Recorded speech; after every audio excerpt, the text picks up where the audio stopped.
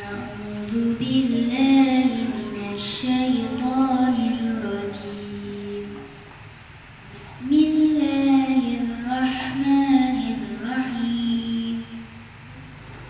الحمد لله الذي أنزل على عبده الكتاب ولم يجعل له لينذر بأسا شديدا من لدنه ويبشر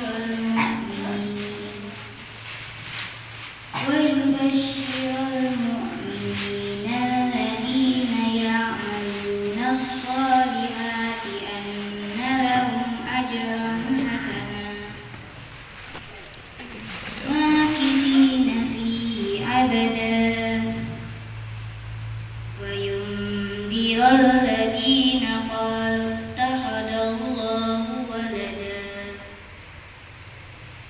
ما لهم به من علم ولا لآبائهم كبرت كلمة تخرج من أفواههم إن يقولون إلا كذبا فلعلك باخع نفسك على آثارهم إن لم يؤمنوا بهذا الحديث أسفا إنا جعلنا ما على الأرض زينة لها لنبلوهم أيهم أحسن عملا وإنا لجاعلون ما عليها صعيدا جرزا أم حسبت أن أصحاب الكهف والرقيم كانوا من آياتنا عجبا إذ أوى الفتية إلى الكهف فقالوا ربنا آتنا من لدنك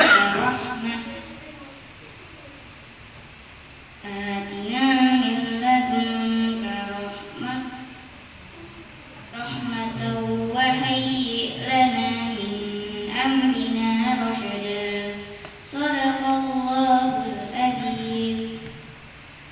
Assalamualaikum warahmatullahi wabarakatuh. Waalaikumsalam warahmatullahi wabarakatuh. Terima kasih adik-adik ya, dan semoga banyak kebaikan akan kita datangkan Allah Subhanahu wa taala bersamaan dengan bacaan ayat suci Al-Qur'an ini. Terima kasih. Selanjutnya adalah sambutan sekaligus nanti ada sosialisasi dari takmir Musola Al-Ikhlas tentang kegiatan sedekah subuh. Baik, kami berikan waktu kepada Bapak Asadi, kami persilahkan.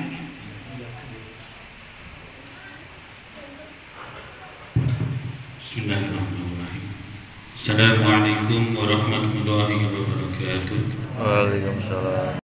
Waktu dan tempat kami aturkan.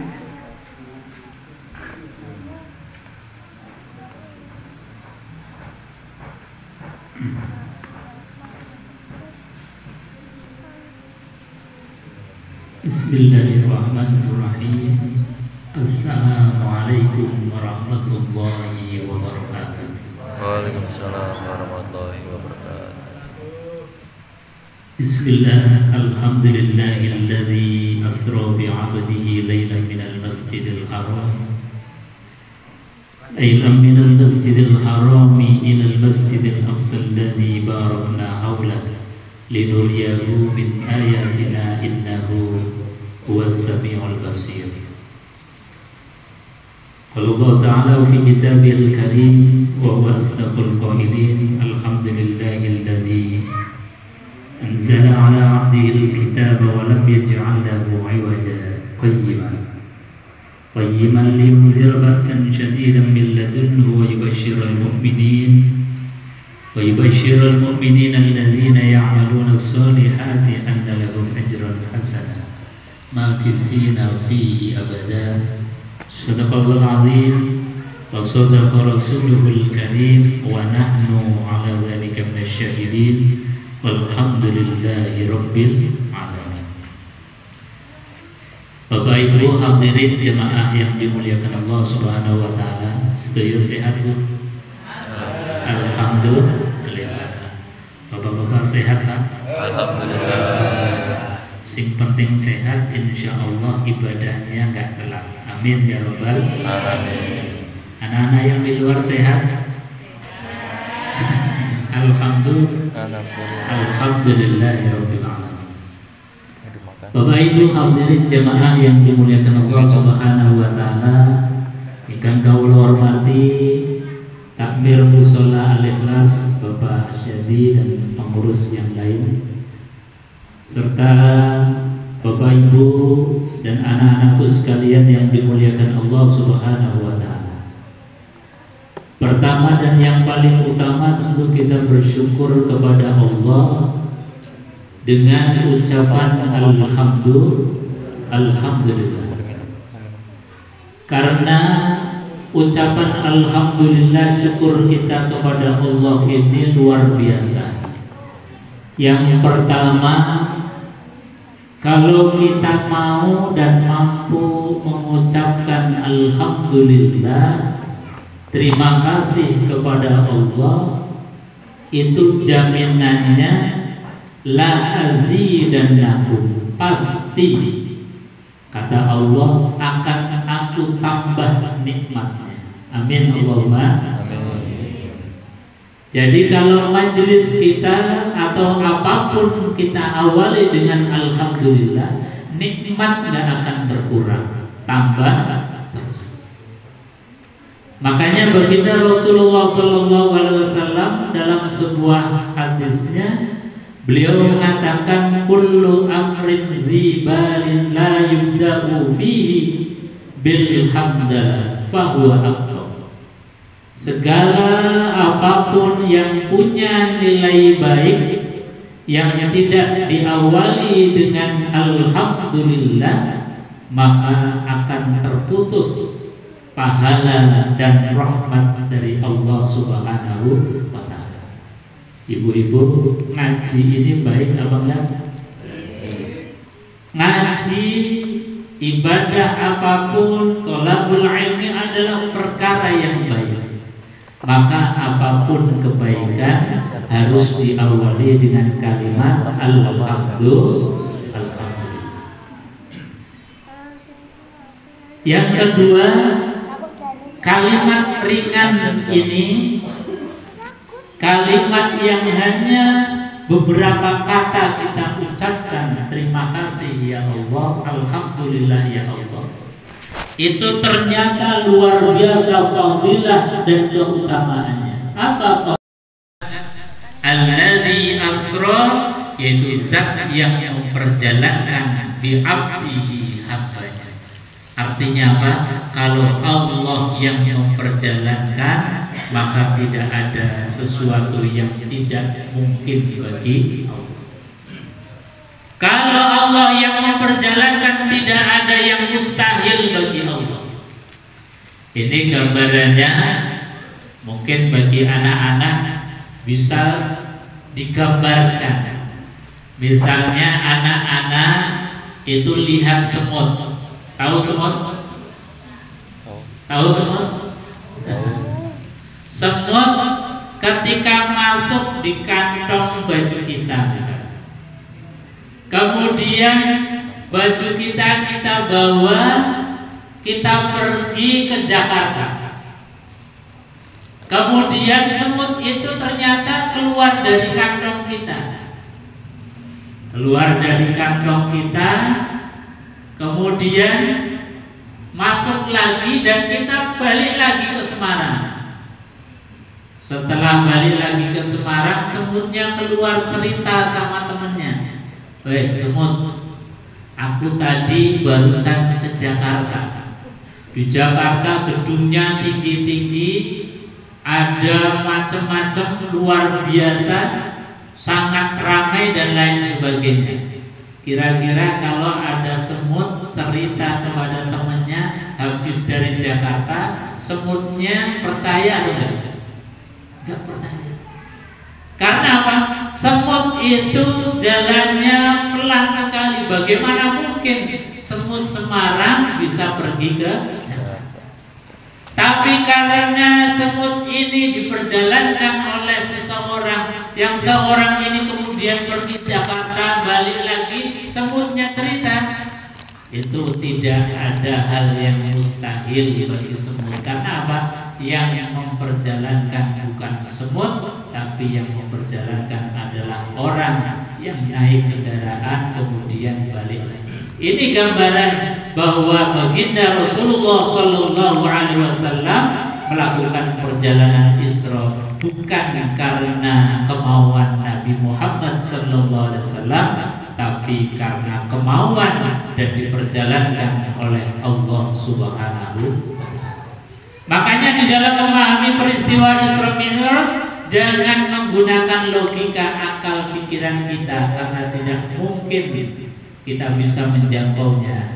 Logika yang kita pakai adalah logika Al-Quran, logikanya Allah. Makanya Allah mengawali peristiwa Isra Mi'raj ini dengan kalimat Subhanalladzi asra bi'abdi, Maha suci Allah.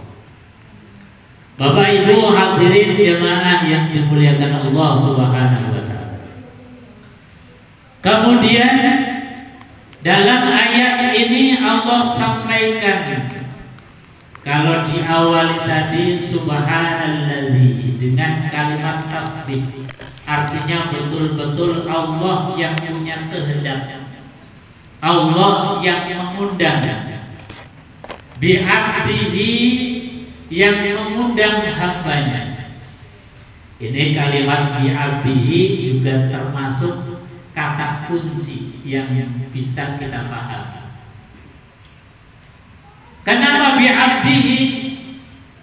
Karena Allah ingin menggambarkan, ingin mengajarkan kepada kita bahwasanya Nabiullah Muhammad Sallallahu Alaihi Wasallam itu Isra, perjalanan Nabi dari Masjidil Haram di Mekah ke Masjidil Aqsa di Palestina, itu sebagaimana disampaikan oleh para ulama, summa usriya bi ruhihi wa jasadihi, bahwa Nabi melakukan perjalanan Isra itu bi ruhihi wa jasadihi, dengan ruh dan jasad.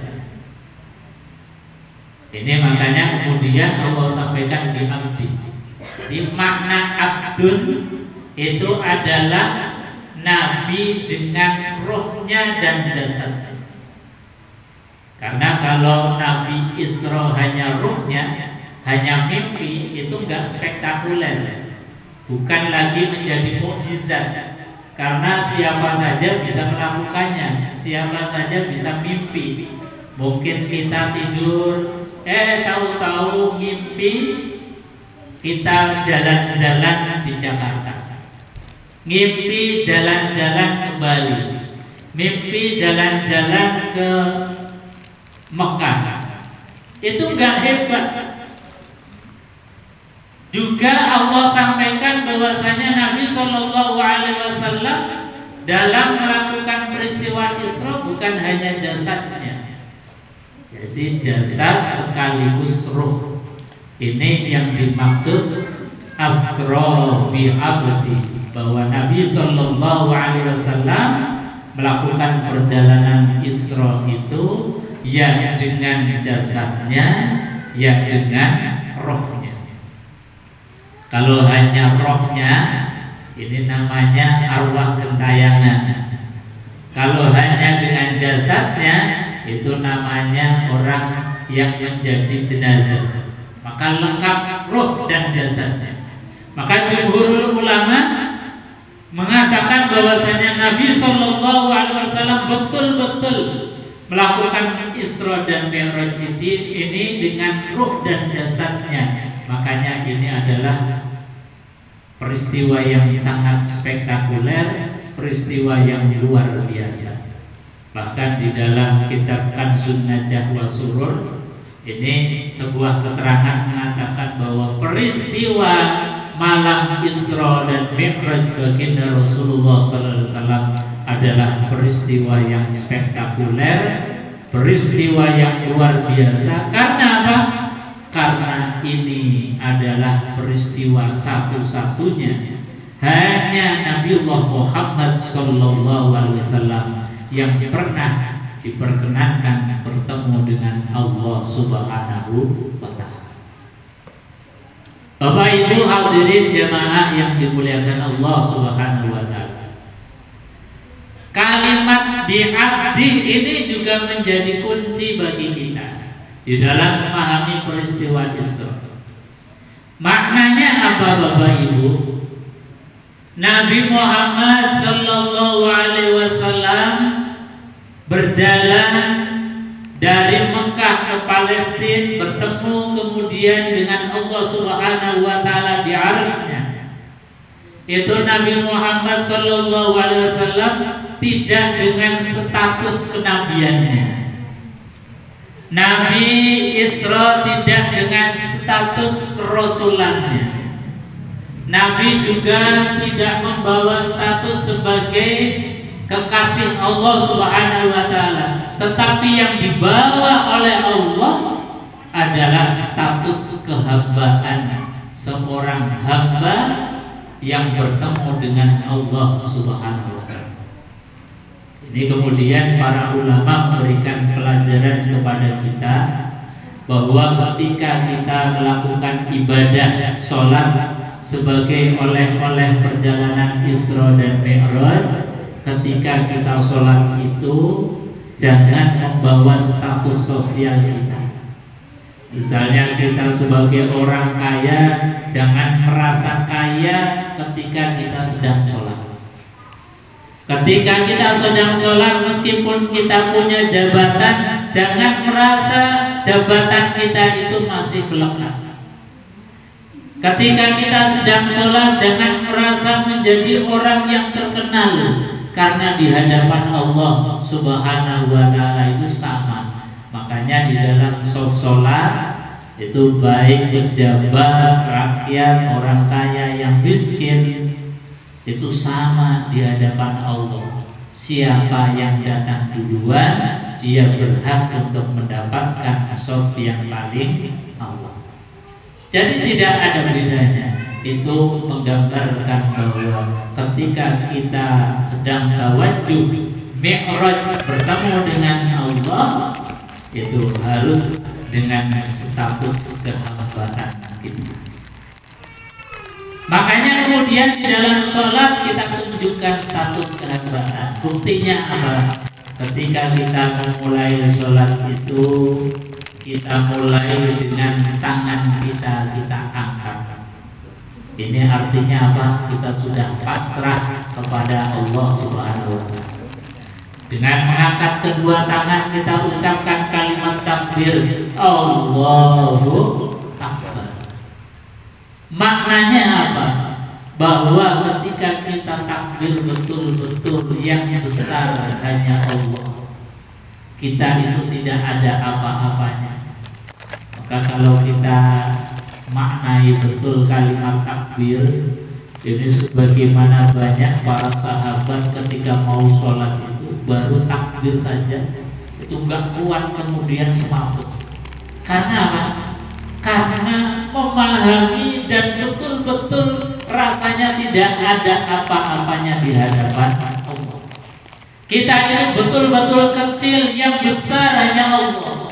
Dalam kalimat takbir kita rasakan Allahu Akbar, itu luar biasa. Satu kalimat yang kemudian mengecilkan kita tidak ada apa-apanya di hadapan Allah. Itu bukti bahwa kita adalah seorang abdu, seorang hamba. Buktinya lagi kenapa kita di dalam sholat itu yang dibawa adalah status kehambaan, adalah ketika kita sujud, kepala yang kita agung-agungkan, kepala yang kita paling hormati. Tapi ketika kita sujud itu kita letakkan persis sejajar dengan telapak kaki. Artinya apa? Bahwa kepala kita itu kita sempurnakan, yang kita agung-agungkan, pikiran kita, akal kita rendahkan betul di hadapan Allah Subhanahu wa taala. Makanya kata baginda Rasulullah SAW, paling dekat-dekatnya seorang hamba dengan Allah Subhanahu wa Ta'ala adalah ketika kita dalam keadaan posisi sujud. Fa'aksiru bid-du'a. Maka kata Rasulullah, ketika kita sedang sujud, nikmatilah. Ketika kita sujud, rasakan betul bahwa kita lagi sangat dekat dengan Allah Subhanahu wa Ta'ala. Ini makna sangat dekat bukan berarti Gusti Allah itu ada di karpet, enggak. Ini hanya bahasa kiasan saja. Bahwa disitulah ketika kita sujud, posisi kita betul-betul sebagai abdun. Ketika kita sebagai hamba abdun, itulah posisi terdekat kita dengan Allah Subhanahu wa Ta'ala. Fa'aksiru bid-du'a, maka perbanyaklah doa kepada Allah Subhanahu wa Ta'ala. Jadi ketika kita sholat dalam keadaan sujud, nikmati betul ya Allah. Engkau luar biasa ya Allah.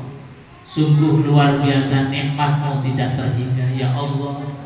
Maksiatku setiap saat, dosaku bertumpuk terus ya Allah. Tidak ada yang sanggup untuk mengampuni kecuali Engkau ya Allah. Posisi sujud ini kita betul-betul nikmati. Posisi betul-betul kita tawajjuh ilallah, merasa hina, merasa tidak ada apa-apanya, dan merasa diri kita ini sedang dekat dengan Allah. Maka kita DP-DP, kita mendekat kepada Allah, ajukan proposal apapun kepada Allah dalam keadaan kita sujud. Bapak Ibu hadirin jamaah yang dimuliakan Allah Subhanahu wa Ta'ala. Maka inilah hadiah istimewa Allah Subhanahu wa Ta'ala kepada baginda Rasulullah SAW dan untuk kita. Karena dengan sholat kita diberikan sarana oleh Allah Subhanahu wa Ta'ala, media untuk dekat dengan Allah. Tidak ada ibadah yang bisa mendekatkan kita dengan Allah kecuali sholat kita. Sholat yang menjadi wahana untuk mewadahi semua amal-amal ibadah kita. Makanya baginda Rasulullah SAW bersabda dalam sebuah hadisnya, awwalu ma yuhasabu wa huwas shalah. Yang pertama kali akan dihisab oleh Allah adalah sholatnya. Ketika sholat wajibnya kita itu baik dijaga, maka semua amal ibadahnya akan tertampung diterima oleh Allah Subhanahu wa Ta'ala. Maka Bapak Ibu hadirin jemaah yang dimuliakan Allah, kita jaga betul sholatnya, jangan sampai ada yang bolong. Ini kadang-kadang kita melihat bahwa ketika dalam keadaan sakit, misalnya kita sedang besuk orang sakit atau siapa saja yang sakit, kadang-kadang hanya karena alasan sakit kemudian meninggalkan sholat. Jangan sampai kita dalam keadaan apapun meninggalkan sholat. Makanya di dalam fikih itu dijelaskan bahwa ketika kita sedang sakit misalnya, yang sudah tidak bisa apa-apa, hanya bisa berbaring di tempat tidur, maka baginda Rasulullah SAW itu memberikan tuntunan kepada kita. Kalau kita sedang sakit atau melihat ada orang sakit yang sudah tidak bisa apa-apa, maka jangan sekali-kali meninggalkan sholat hanya karena alasan, Ustaz, saya kan pakaiannya masih kotor, Ustaz, saya kan nggak bisa ngambil air wudhu. Gimana mau sholat wong pakaiannya masih kotor, badannya masih ada najis, tempat tidurnya mungkin masih berbalut dengan kotoran dan lain sebagainya. Bapak Ibu, di dalam fikih itu disebutkan bahwa kalau dalam keadaan demikian itu ada yang disebut sebagai qasrus sholat, mengqasar atau memotong sholat. Kadang-kadang kita memahami mengqasar sholat itu hanya memotong yang 4 rakaat jadi 2 rakaat. Misalnya sholat zuhur 4 rakaat, sholat asar 4 rakaat, kemudian dipotong hanya 2 rakaat. Padahal yang namanya qasrul sholat itu tidak hanya memotong rakaatnya. Ini yang perlu kita tanamkan betul, pahami betul. Qasrul sholat itu bisa dimaknai yang asalnya syaratnya sholat. Syaratnya sholat kan banyak. Satu, misalnya suci dari hadas besar dan hadas kecil. Yang kedua, suci dari najis. Yang ketiga, menghadap ke arah kiblat. Itu namanya syarat sholat. Yang keempat, satrul aurat, menutup aurat. Yang kelima adalah qiyam, berdiri bagi yang mampu. Ini juga syaratnya sholat yang wajib. Maka dalam keadaan yang sudah tidak bisa apa-apa, itu semua syarat itu dipotong, dihilangkan. Artinya apa? Dalam keadaan kita hanya bisa berbalik, tidak bisa mengambil air wudhu, yang kita bisa ganti dengan tayamum. Itu pun kalau kita bisa untuk tayamum. Kalau nggak bisa tayamum ya sudah, nggak usah wudhu, nggak usah tayamum. Kemudian syaratnya bersih dari najis. Ketika kita itu dalam keadaan berbalik tidak bisa bangkit, mungkin anak-anak yang biasa membantu untuk membersihkan dilala sibuk semua, maka jangan nunggu bersih untuk sholat. Itu namanya qasrul sholat. Jadi yang asalnya syarat dipangkas, dipotong, dihilangkan. Ustaz, kan syaratnya sholat harus menghadap kiblat. Dalam keadaan seperti itu dipangkas, tidak bisa menghadap kiblat juga tidak apa. Jadi cukup isyarat. Ketika kita bisa takbir dengan tangan, ya takbir dengan tangan. Ketika bisa takbir hanya dengan kedipan mata pun dengan kedipan mata. Asal jangan meninggalkan sholat. Jadi ini yang harus kita tanamkan betul. Seringkali kita meninggalkan sholat dalam keadaan seperti tadi sakit hanya karena alasan, Ustaz, saya kan masih kotor, pakaiannya masih ada najisnya. Ini karena apa? Karena pemahamannya belum sampai. Biasanya karena alasan-alasan itu kemudian menjadikan kita meninggalkan sholat. Bapak Ibu hadirin jamaah yang dimuliakan Allah Subhanahu wa taala. Jadi dalam fikih disebutkan ada yang dinamakan qasrus sholat, memotong yang asalnya syarat dihilangkan. Ustaz, dalilnya apa? Dalilnya langsung dari Al-Qur'anul Karim yang Bapak Ibu pasti hafal ini dalilnya. Inna ma'al usri yusra, fa inna ma'al usri yusra. Hafal dulu. Dalilnya apa? Inna ma'al usri yusra, fa inna ma'al usri yusra. Kata Allah, ketika kita itu dihadapkan kepada kesusahan, kesulitan, maka saat itu juga Allah bukakan pintu kemudahan. Jadi secara otomatis kita nggak bisa apa-apa, nggak bisa ambil wudhu, maka langsung dibukakan pintu kemudahan, nggak usah wudhu. Ketika kita mau ganti pakaian nggak usah ganti pakaian untuk mengganti dengan yang suci. Ya kalau ada anak kita atau yang lain bisa menggantikan, alhamdulillah.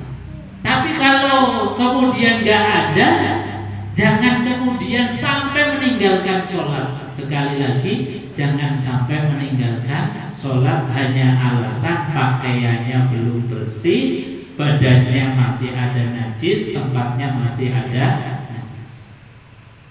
Ini yang betul-betul harus ditanamkan. Ini menjadi ilmu.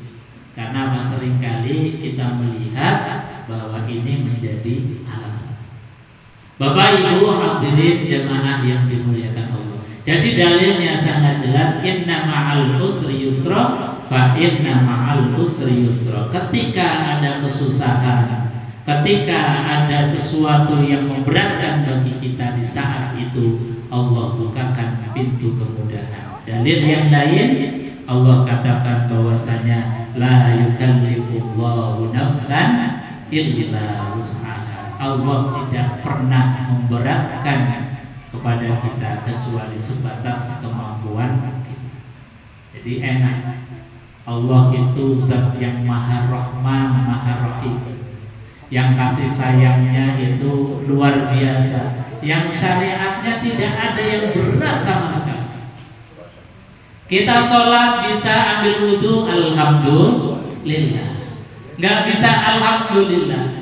Kita bisa sholat dalam keadaan bersih, suci, alhamdulillah. Ketika tidak bisa dalam keadaan suci pun, kita tetap masih bisa sholat. Nah, ini kemudahan yang Allah berikan kepada kita luar biasa. Nah, yang menjadi ikhtilaf perbedaan para ulama itu adalah apakah ketika kita kemudian nanti setelah sembuh itu diwajibkan untuk mengulang atau tidak. Nah, ini para ulama baru berbeda pendapat. Misalnya Imam Syafi'i mengatakan bahwasanya kalau kita kemudian diberikan oleh Allah itu sehat, maka sholat yang tadi belum lengkap syaratnya itu diulang lagi. Tapi kan kalau sakitnya sehari 2 hari, mungkin seminggu 2 minggu masih mudah untuk kita ulangi. Tapi kalau sudah sakitnya itu bulanan, sakitnya itu mungkin tahunan, jadi berat. Makanya ada para ulama yang memberikan keterangan yang memudahkan kita. Boleh tidak usah diulang atau diqodho lagi. Karena apa?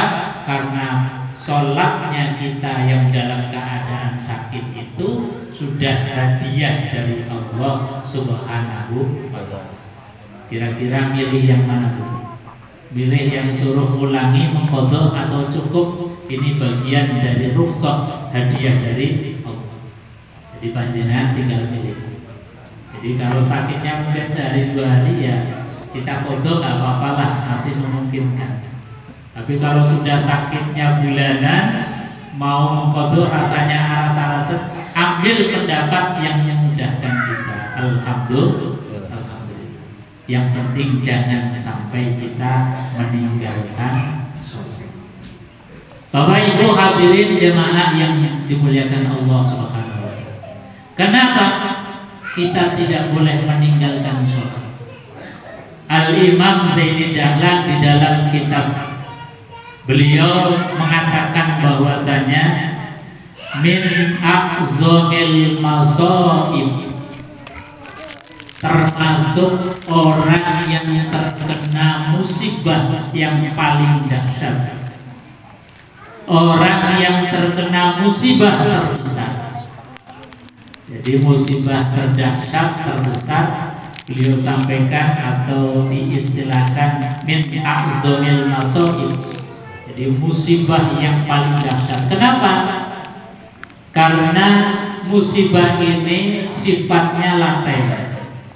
Laten ini orang yang terkena musibah itu biasanya nggak sadar. Orang yang terkena musibah itu ya masih guyang-guyu, masih jalan-jalan, masih happy-happy, seolah nggak ada masalah. Ini namanya bahaya laten. Yang kedua, musibah terbesar ini karena konsekuensinya. Allahumma shalli wa sallim ala sayyidina Muhammad fil awwalin wal akhirin wa sallim radhiyallahu ta'ala an kulli sahabat hamdan na'imin hamdan yuwaffi ni'amahu wa yukafi mazidah. Ya Rabbana lakal hamdu kama yanbaghi li jalali wajhikal karim wa 'azimi sultanik. Kamera zaman dulu orang-orangnya ireng-ireng mulu. Rabbana hab lana min azwajina wa dhurriyyatina qurrata a'yun waj'alna lil muttaqina imama. Allahumma ij'al jami'a auladana wa jami'a talamizana wa jami'a dhurriyyatana waladan shalih waladan muti'an waladan 'aliman waladan zakiyan waladan hafizan lil Qur'anil 'azim. Allahumma in kana rizqi ya Allah fis sama fa anzilhu wa in kana fil ardi fa akhrijhu wa in kana mawsiran fa yassirhu wa in kana ba'idan fa qarribhu wa in kana harraman fa tahhirhu ya Allah bi rahmatika ya arhamar rahimin. Allahumma ballighna wa balligh dzurriyyatana ila Makkah wal Madinah bi ada'il haji wal umrah wa ziyarati qabri nabiyyina Muhammadin sallallahu alaihi wasallam bi suhulatin wa quwwatin wa sihhatin wa bulul marad karrat ba'da marad. Rabbana atina fid dunya hasanah wa fil akhirati hasanah wa qina adzabannar. Wa sallallahu ala sayyidina Muhammad wa ala alihi washabbihi wasallam walhamdulillahi rabbil alamin. Bapak Ibu hadirin jamaah yang dimuliakan Allah, demikian yang bisa kami sampaikan. Mohon maaf bila ada khilaf dan salah kata. Mudah-mudahan ada manfaatnya. Usikum wa nafsi bitaqwallah wa ridha wal inayah. Assalamualaikum warahmatullahi wabarakatuh. Waalaikumsalam warahmatullahi wabarakatuh. Terima kasih Bapak Ustaz Haji Fathur Rahman Al-Hafiz yang telah menyampaikan tausiahnya berkaitan